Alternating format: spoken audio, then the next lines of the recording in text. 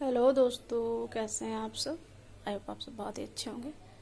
देखिए, आज एकादशी का पूजा भोग पूजा से आरती हो रही है सब। और जैसे कि आज है देवशयनी एकादशी। देवशयनी एकादशी का मतलब है भगवान शयन पे जा रहे हैं।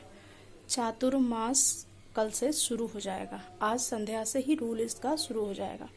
तो चातुर्मास में खास क्या होता है दोस्तों, ये हमारे नटखट कान्हा देखिए। तो चातुर्मास में बहुत ही खास 4 महीने होते हैं दोस्तों, क्योंकि भगवान विष्णु जो हैं वो विश्राम के लिए आज संध्या से चले जाते हैं, शयन में चले जाते हैं। ठीक है, तो अपने कार्यभार को भोलेनाथ के ऊपर छोड़ के वो 4 महीने के लिए विश्राम के पे जाते हैं। तो सावन से लेकर के सावन भादो आश्विन कार्तिक, जब तक देव उठनी एकादशी ना आ जाए तब तक भगवान विश्राम करते हैं। तो ये 4 महीने का जो समय है, चातुर्मास का जो समय है, तो इसमें भगवान विश्राम करते हैं। क्योंकि कोई भी जब बाहर कार्य संभालता है किसी चीज़ का, जैसे शादी ब्याह होती है, कुछ भी होता है, तो उसके बाद इंसान विश्राम पे जाता है कि अब मेरा ये कार्य हो गया तो मैं विश्राम के लिए जा रहा हूँ। तो उसी प्रकार से भगवान इतने दिन से कार्यभार धरती का संभालते हैं, तो 4 महीने के लिए वो चातुर्मास के लिए वो विश्राम पे जाते हैं भोलेनाथ पे छोड़ के।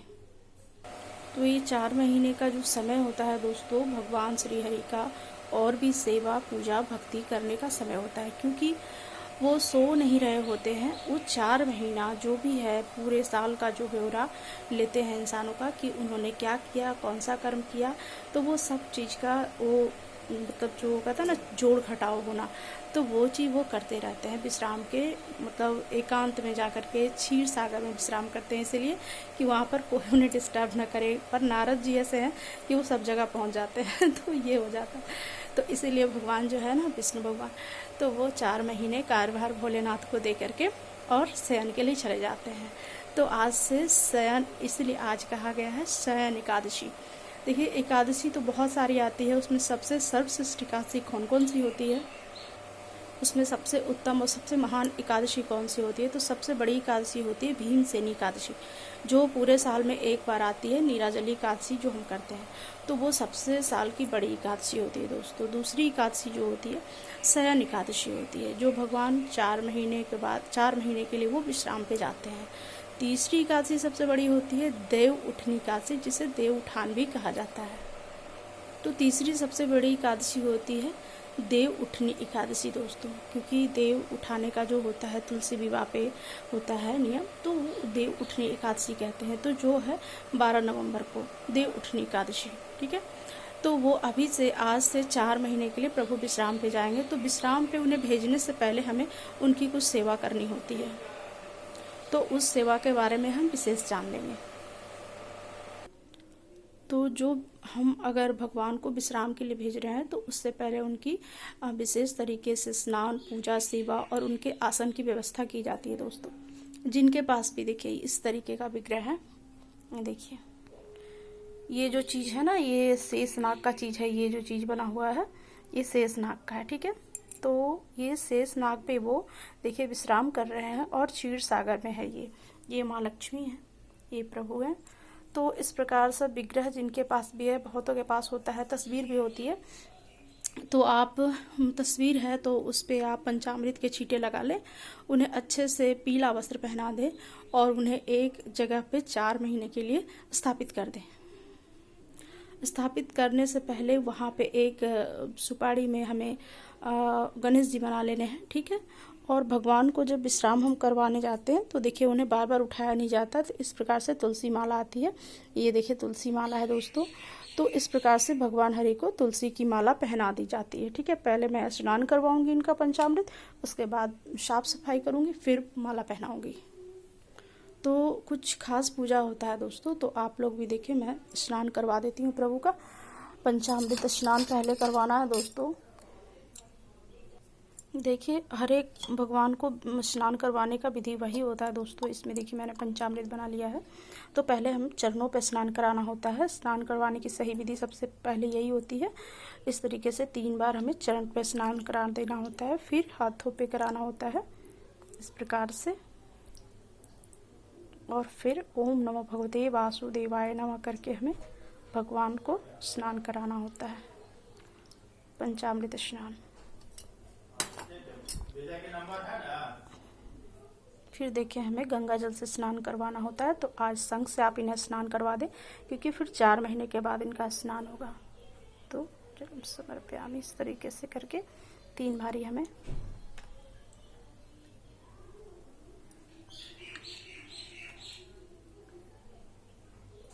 स्नान करवाना है। ओम नमो भगवते वासुदेवाय नमः, माँ लक्ष्म्याय नमः, इस प्रकार से। फिर हमें साफ जल से स्नान करवाना है दोस्तों।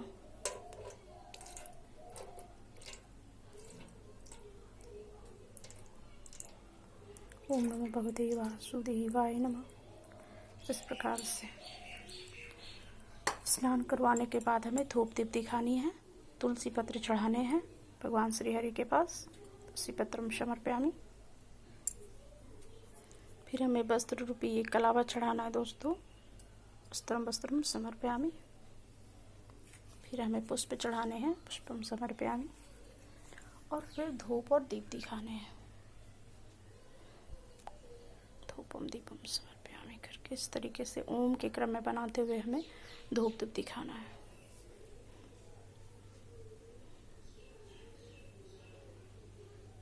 इस प्रकार से फिर हमें इसे ठंडा करना है और फिर भगवान को देना है।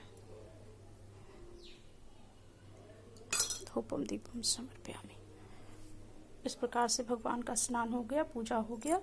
अब इन्हें भोग लगाना है। फिर हमें भोग लगाना है दोस्तों। देखिए लौंग, इलायची, सुपारी और कुछ बतासे, मिष्ठान, तुलसी पत्र, भोगम प्रसादम समर्पयामि। इस प्रकार से फिर हमें धूप दिखाना है। धूपम दीपम समर्पयामि।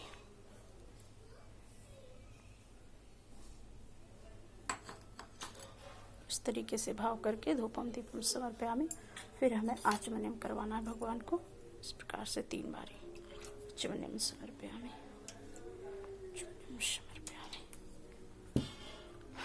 ये होने के बाद फिर प्रभु को प्रणाम कर आशीर्वाद लेना है। अपने गलती सलती किए हुए को क्षमा मांगना है। तो इस प्रकार से हमें स्नान करके उन्हें और ये भोग प्रसाद लगा के और सेवा दे के, ये देखिए तुलसी माला मैंने पहना दिया है। तो इस प्रकार से वो संध्या के समय उनकी फिर से पूजा होगी और उसके बाद उन्हें विश्राम के लिए भेजा जाएगा। और चातुर्मास में सबसे स्पेशल ये होता है दोस्तों कि जब भी चातुर्मास स्टार्ट होता है और जो चातुर्मास का व्रत करते हैं, जैसे 4 महीने का व्रत रखते हैं चातुर्मास का, तो उसमें अपने मनोकामना हेतु कुछ आपका अपना फेवरेट चीज़ छोड़ना होता है। जैसे आपको केले पसंद है या गुड़ पसंद है या घी पसंद है, कुछ भी, तो 4 महीने के लिए आप कोई मनोकामना उनके पास रखते हैं कि प्रभु ये मेरा कार्य पूरा हो जाएगा, मैं 4 महीने के लिए चातुर्मास का व्रत कर रहा हूँ, तो मैं ये सब छोड़ रहा हूँ। तो आपको 4 महीने के बाद वो छोड़ना है, 4 महीने तक। तो उस व्रत के दौरान आपको अपना कोई पसंदीदा चीज़ को छोड़ना है और व्रत को धारण करना है 4 महीने के लिए। तो उसमें आप वो सेवन ना करेंगे। और जैसे कि इसमें विशेष करके चातुर्मास में दही छोड़ी जाती है, क्योंकि सावन भादो आश्विन कार्तिक कहा जाता है कि सावन में साग नहीं, भादो में दही नहीं। तो उस प्रकार से क्योंकि उसमें कीड़े का मात्रा ज़्यादा हो जाता है, इसलिए वो वर्जित हो जाता है। तो ये बहुत सारी चीज़ पता भी होते हैं सबको, बहुत सारे नहीं भी चीज़ें पता होते। तो इसलिए मैं बता दूं कि चातुर्मास में दही इसलिए छोड़ा जाता है कि दही का सेवन नहीं किया जाता। पर बीच में हमारा चातुर्मास में सावन भादों में हमारा जन्माष्टमी आता है, तो जन्माष्टमी के समय भगवान का पंचामृत का भोग लगाया जाता है।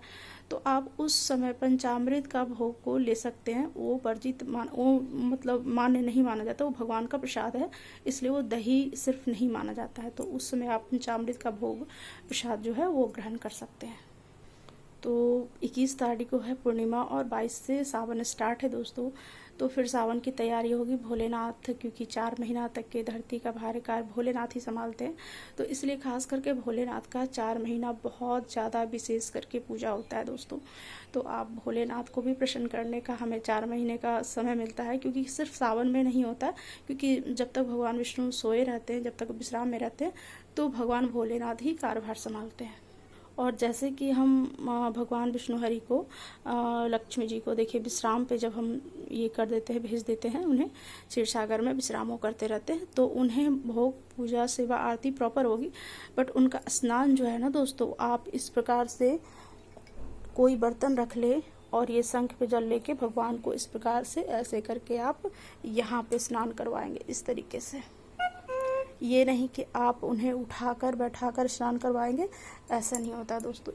इस चीज़ बातों को भी ध्यान रखना होता है, क्योंकि हम व्रत बहुत सारा करते हैं दोस्तों, बट उसका थोड़ा सा नियम गड़बड़ हो जाता है या उल्टा पुल्टा हो जाता है तो हमें व्रत का पूरा फल नहीं मिलता है। कहा जाता है ये व्रत अगर आप प्रॉपर ढंग से करेंगे, पूरी तरीके से करेंगे, शिद्दत से करेंगे तो आपका हर मनोकामना पूर्ण होता है। बस वो सही होना चाहिए और भगवान के भक्ति की ओर होना चाहिए, किसी की भलाई की ओर होना चाहिए। तो चातुर्मास का व्रत ऐसा है कि बहुत बड़े बड़े कार्य जो होते हैं ना पूरे हो जाते हैं। तो उसमें आपका वही है कि आप पान, लौंग, इलायची, सुपारी लेकर के भगवान के पास एक पीले वस्त्र में वो पोटली बना के रख दें और वो व्रत का आप नियम लें कि प्रभु मैं 4 महीने तक के आपका व्रत को धारण करूँगा और लहसुन प्याज नहीं खाऊँगा, ठीक है, कोई और बाहर का चीज़ नहीं खाऊँगा, और मैं ये संकल्प लेता हूँ कि मैं 4 महीने तक के जो मेरा पसंदीदा चीज़ है वो मैं नहीं खाऊंगा।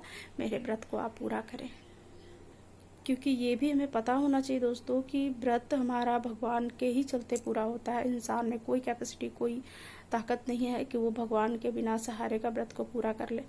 तो आप लोग भी जिन्हें व्रत करना है चातुर्मास का, तो आज संध्या से उन्हें स्नान ध्यान करवा के, अगर विग्रह नहीं है, फोटो भी नहीं है, तो एक छोटा सा फोटो ले आए, या फिर नहीं ला सकते हैं तो आप मिट्टी का पिंड बना लें। पिंड बना करके ही 4 महीने का व्रत आप पालन करें। हमारे ग्रंथों में पहले था कि जैसे शिवलिंग बनता है बालू का, तो उसी प्रकार से हमेशा मिट्टी और बालू के ही पिंड को आकार दे करके हमें भगवान की सेवा की जाती थी। हमेशा विग्रह नहीं बने हुए होते थे दोस्तों, क्योंकि भगवान साक्षात थे तो विग्रह की कोई ज़रूरत नहीं थी। तो उनका आवाहन करने के लिए हमारा कलश होता है, तो कलश इसीलिए है, आप एक 4 महीने के लिए कलश छोटा सा लगा के उनके साइड में रखें और अपने व्रत का पान पे लौंग, इलायची, सुपारी, हल्दी का गांठ, कुछ मिष्ठान और द्रव्य लेकर के आप पीले पोटली बना करके भगवान के पास रखें और अपना संकल्प लें। तो चातुर्मास का व्रत आज से ही शुरू हो जाएगा, नियम पालन शुरू हो जाएगा संध्या से। संध्या के समय में भगवान को आसन लगाना है, लगा करके उन्हें आरती भोग प्रसाद दे करके और फिर उन्हें विश्राम पे भेज देना है। तो इस प्रकार से आप चातुर्मास का पालन करें और मेरी तरफ से सबको हैप्पी एकादशी, हैप्पी देवशयनी एकादशी, और फिर देव उठनी एकादशी होगा, देव उठानी एकादशी होगा। तो मेरी तरफ से सबको राधे राधे।